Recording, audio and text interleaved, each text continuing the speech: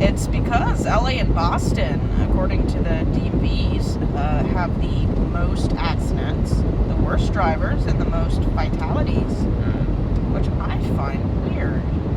Because Massachusetts and California are the most educated states, but they can't drive. And I've been to Boston. They won't let you merge in Boston. These people near the city, they learn not to drive. Is traffic bad in Paris? Yep. Yeah, because like these cities even more than here, they were never really designed for cars. They are like 100 of years old. So they had to adapt slowly but surely to cars, but they were never really meant to be. It's like the difference between, like, for example, Paris and you take Washington. Washington, everything is really straight, square. All the street may make complete sense. It was basically designed with that in mind. The traffic, Paris is chaotic. The street don't make sense. They go around. They swerve. It's just weird because it was never meant for that. I've noticed a lot of places in Spain wasn't made for cars either, and they were made for horse and carts or just animals to walk along. Yeah, it's funny when you walk around Paris, you still have like a lot of things on walls and on side streets meant for horse cart, and it's just interesting to see.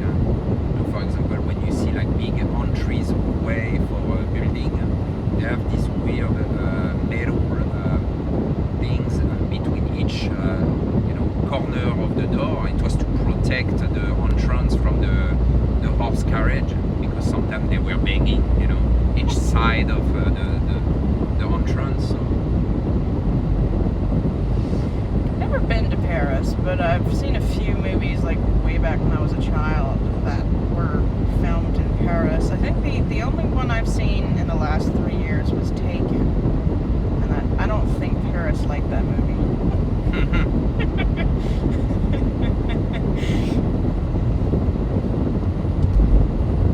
Yeah, I mean Paris is like other cities. You have good, you have bad.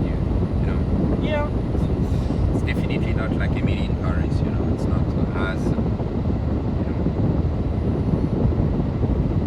Yeah, you gotta be street smart. Don't share a taxi with anyone. Yeah.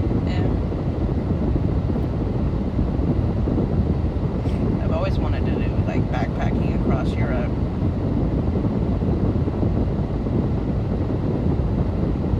Never too late. No. COVID taught us, do it while you're young, because we're not guaranteed retirement. Yeah. I'm just lucky to have been to all 50 states, Canada, and Mexico, and I'm only 31, so. I don't know all over 50 states yet. Well, there's the cowboy states, the beach states, the Bible Belt states. I try to avoid those ones. The East Coast states. Then there's the Midwest. We call those the states where nothing happens, and places like Iowa, Indiana, like nothing there. But I guess if you're looking for nothing, we can go there. I mean, if you're across Nebraska, those are like